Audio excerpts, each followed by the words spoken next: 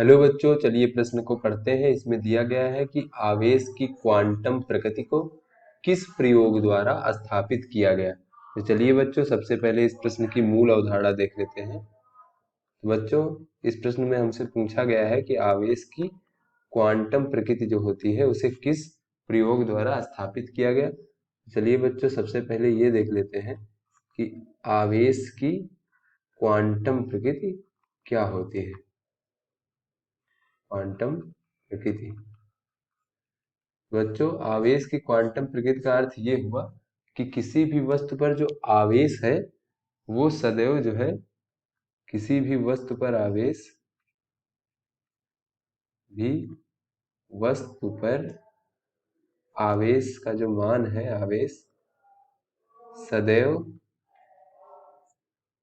जो हमारा मूल आवेश है, सदैव मूल आवेश, इसे हम लोग ई से भी प्रदर्शित करते हैं।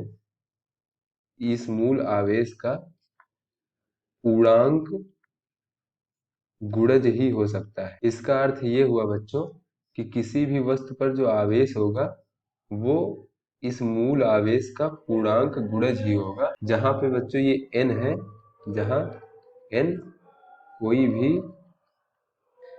भी धनात्मक या ऋणात्मक पूर्णांक है।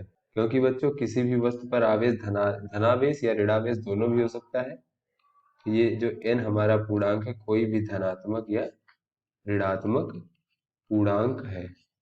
बच्चों, इस आवेश की क्वांटम प्रकृति का अर्थ ये हुआ कि किसी भी वस्तु पर जो आवेश है, ये जो ई हमारा मूल आवेश है, इसका पूर्णांक गुणज ही होगा।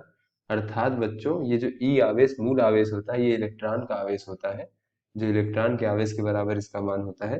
तो किसी भी वस्तु पर जो आवेश क्यू है वो एक इलेक्ट्रॉन, दो इलेक्ट्रॉन के आवेश के बराबर, या तीन, चार, पांच, इसी प्रकार किसी भी पूर्णांक गुणज आवेश जो होगा इलेक्ट्रॉन के आवेश के बराबर होगा।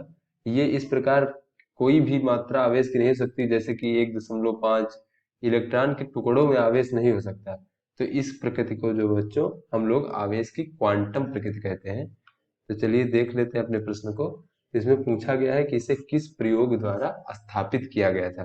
तो बच्चों, जो आवेश की क्वांटम प्रकृति है, इसका जो सुझाव है वो सर्वप्रथम अंग्रेज प्रयोगकर्ता जो फैराडे थे उनके द्वारा खोजे गए विद्युत अपघटन के प्रायोगिक नियमों से प्राप्त हुआ था।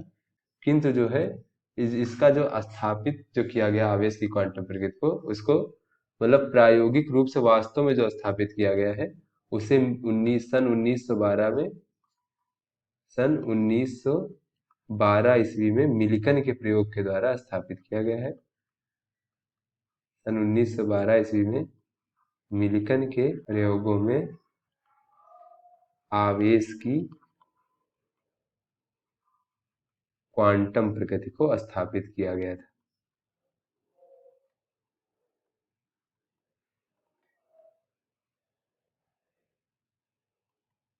तो आशा करते हैं बच्चों ये आपको समझ में आ गया होगा। धन्यवाद।